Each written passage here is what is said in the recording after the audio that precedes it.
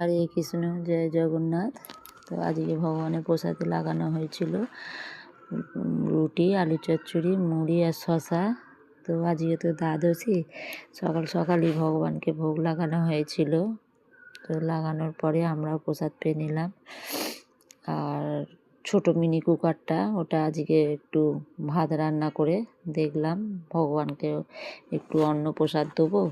তো গোবিন্দভোগ চালের ভাত ছোট ছোট করে আলু কেটে আর বসিয়ে দিয়েছিলাম। তো খুব তাড়াতাড়ি দেখলাম হয়ে গেছে, খুব একটা সময় লাগেনি।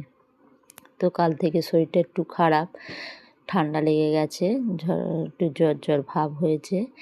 তো সকাল থেকেই কালকে ছিল, তা একটু গাড়ির হাওয়া খেয়ে আরও বেশি হয়ে গেছে।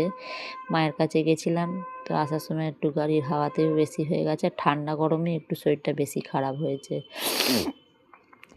তো ওই জন্যে শরীরটা খুব একটা ভালো না। আর যেহেতু একটা আমাদের আত্মীয় মারা গেছে, তো ভেবেছিলাম যাব দেখতে। তো বাড়ির টালিগঞ্জে থেকে হরিদেবপুর।